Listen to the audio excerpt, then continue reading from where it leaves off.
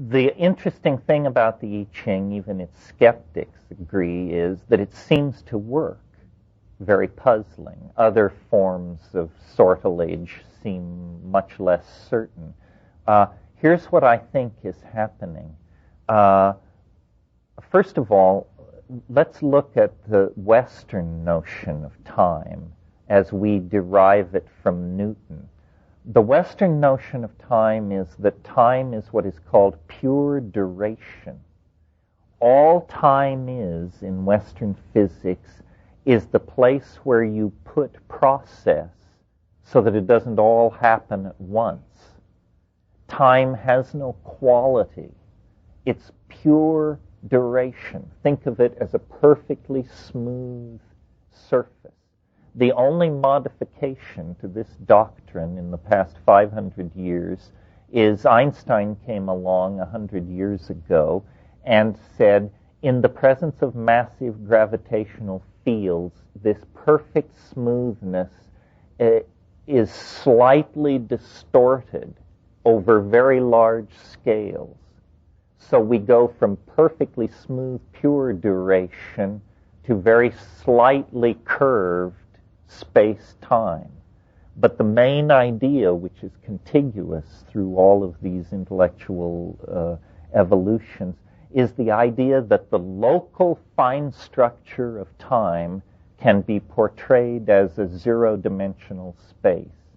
If that's too technical for you, it means that locally it is okay to think of time as perfectly smooth.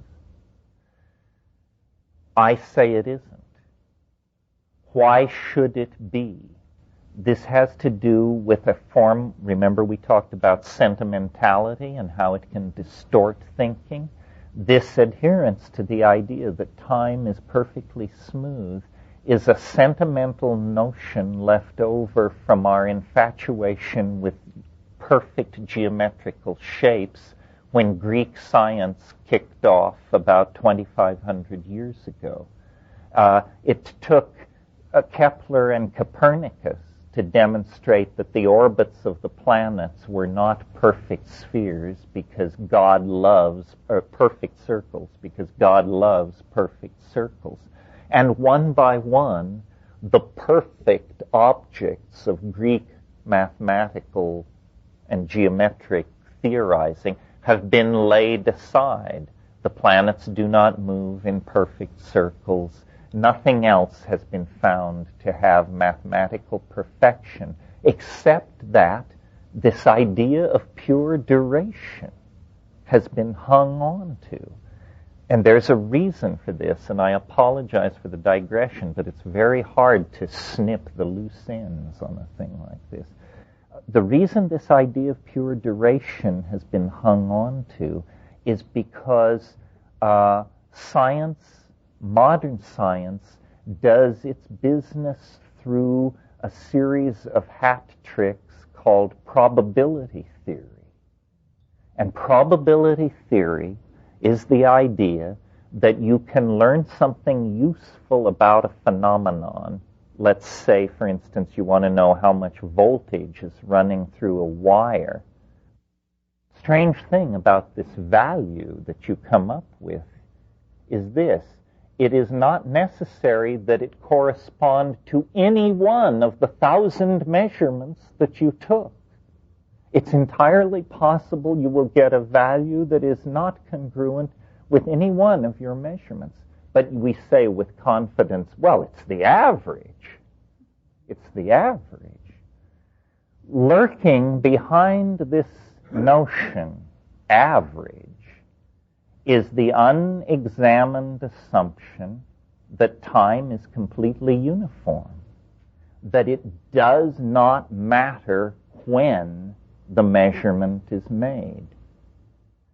And now, why do we assume that? Is there any reason to assume that?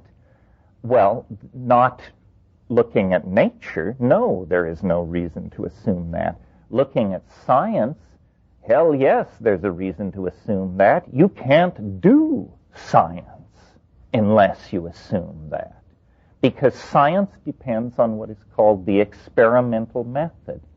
An experiment is you arrange a funny little unusual situation which is designed to cause some phenomenon normally lost in the noise of being to be thrown into high relief. And basic to the idea of experiment is what is called the restoration of initial conditions. In other words, we're going to roll a ball bearing down a ruler and measure its velocity. And we do this. And then we say, restore initial conditions. That means pick up the ball bearing and move it back to the top of the ramp.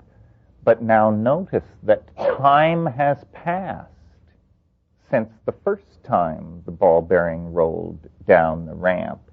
If time is not uniform, then you cannot restore initial conditions. If you cannot restore initial conditions, you cannot make sense of probabilistic data.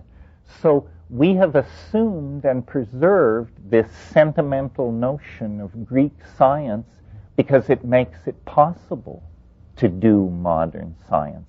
If we were intellectually honest about what's going on, then what we really should say is that probability theory and modern science is the study of those natural phenomena so coarse-grained that an assumption of a restoration of initial conditions does not destroy the integrity of the phenomenon.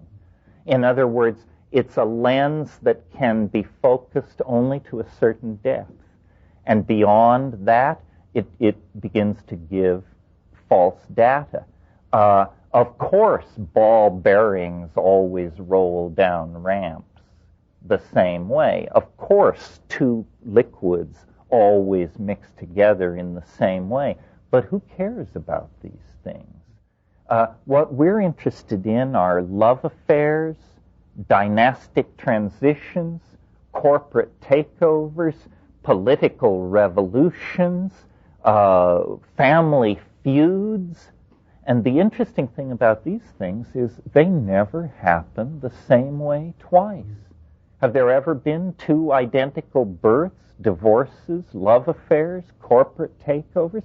Of course not. We would not even expect such a thing. We understand that the complexity of those phenomena ensures their uniqueness.